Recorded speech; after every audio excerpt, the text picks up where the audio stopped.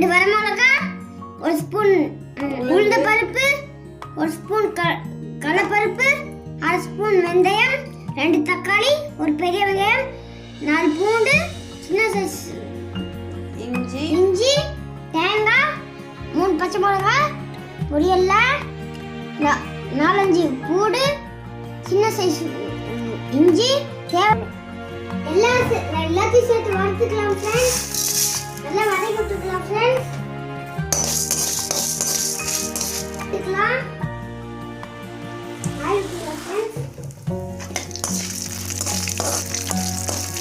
நல்லா பொன்னிறமா வதங்கிச்சுக்கலாம். தக்காளி வெங்காயம் சேர்த்துக்கலாம் ஃப்ரெண்ட்ஸ்.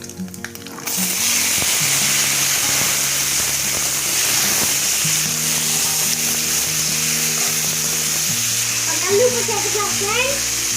நல்லா வதக்கி விட்டுக்கலாம். நல்லா வதங்கினா போதும் ஃப்ரெண்ட்ஸ். ஸ்டவ் ஆஃப் பண்ணிட்டு ஆற வச்சுக்கலாம் ஃப்ரெண்ட்ஸ்.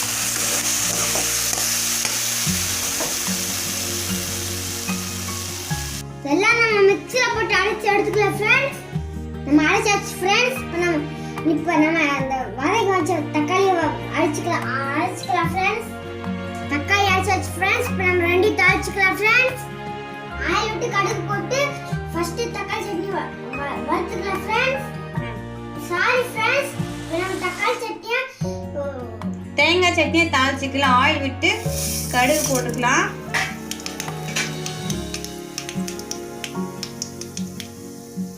கடுகு பொரிஞ்ச பின்னாடி நம்ம கருவேப்பிலை சேர்த்துக்கலாம்.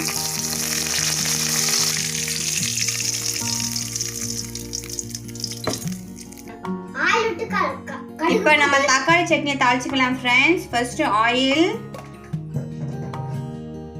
சூடானப்பே கடுகு போட்டுக்கலாம். இப்போ கடுகு போட்டுக்கலாம். நல்லா பொரிஞ்சிச்சு ஃப்ரெண்ட்ஸ். இப்போ கருவேப்பிலை இது வர விடலாம். இது நம்ம அரைச்சி வச்ச தக்காளி பேஸ்ட்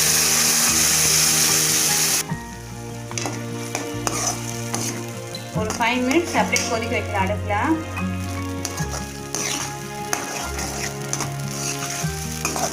நம்ம வெந்தயம் போடுறதுனால டேஸ்ட் கொஞ்சம் டிஃப்ரெண்ட்டாக நல்லா இருக்கும் ஃப்ரெண்ட்ஸ். நீங்கள் உங்கள் வீட்டில் ட்ரை பண்ணி பாருங்கள். ஒரு 5 மினிட்ஸ் லோ ஃப்ளேமில் வச்சு நீங்கள் கொதிக்க வச்சுக்கோங்க. இந்தளவு கொஞ்சம் வதங்கினா போதும் ஃப்ரெண்ட்ஸ். இப்போ நம்ம தக்காளி சட்னி அப்புறம் தேங்காய் சட்னி ரெண்டுமே ரெடி ஆயிடுச்சு ஃப்ரெண்ட்ஸ். இந்த சட்னி அவங்க வீட்டில் ட்ரை பண்ணி பாருங்க. பிடிச்சிருந்தா லைக் பண்ணுங்க, ஷேர் பண்ணுங்க, கமெண்ட்ஸ் பண்ணுங்க, மறக்காம சப்ஸ்கிரைப் பண்ணுங்க.